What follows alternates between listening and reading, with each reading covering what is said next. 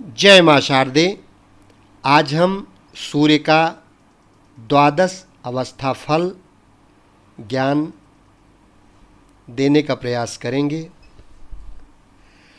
सूर्य यदि कुंडली में शयनावस्था में हो तो जातक मंदाग्नि रोग अर्थात क्षुधा की कमी और पाचन आदि शक्ति में गड़बड़ी से अक्सर दुखी होता है।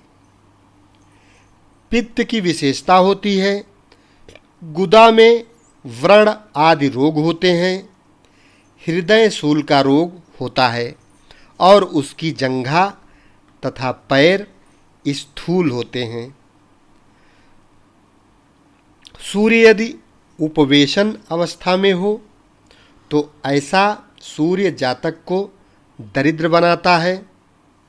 ऐसा जातक पराये का भार ढोने वाला, कलह उपस्थित करने वाला, विद्या को जानने वाला, चित्त का कठोर और निर्दयी होता है तथा उसकी संपत्ति नष्ट होती है।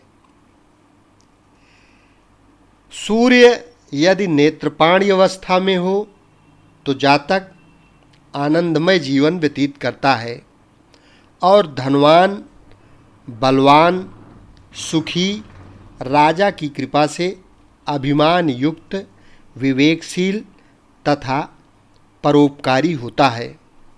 यदि ऐसा सूर्य अर्थात नेत्रपाणी अवस्था वाला सूर्य नवम, पंचम अथवा दसम स्थान में हो तो शुभ फल होता है, अर्थात इन भावों के शुभ फल की पुष्टि होती है। चौथा, प्रकाशन अवस्था में सूर्य हो तो जातक चित्त का उदार, धन संपन्न, सभा में चतुराई से बात करने वाला, पुण्यवान, बलवान और सुंदर होता है। यदि सूर्य पंचम, सप्तम, दसम अथवा द्वादश स्थान में बैठा हो तो स्त्री तथा पुत्र की हानि होती है।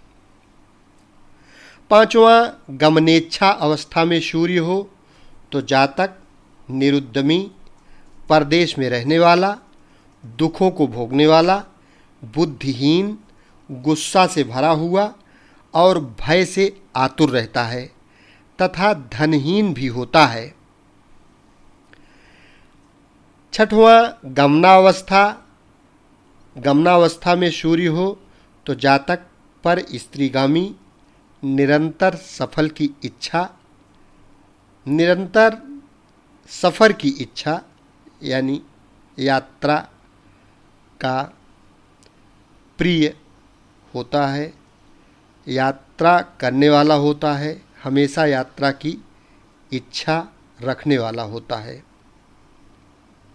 सातवां, सभावस्था।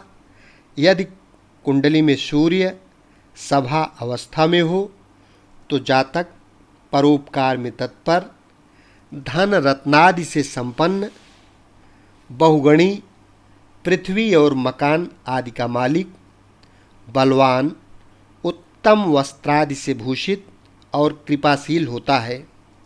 उसके बहुत से मित्र होते हैं और प्रतिदिन उसके साथ प्रेम करते हैं। आठवां, आगम अवस्था।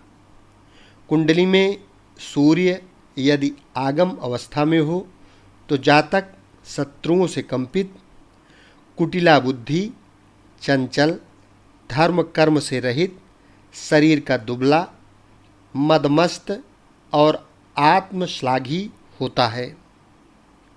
नौवां, भोजन अवस्था। यदि कुंडली में सूर्य भोजन अवस्था में हो तो जातक पर स्त्री गमन के कारण धन और बल का सर्वदा नाश करता है और उसका खाना पीना व्यर्थ हो जाता है। गठिया और वात आदि रोग से पीड़ित होता है, अर्थात शरीर के जोड़ों में वेदना होती है। सिर में रोग होता है।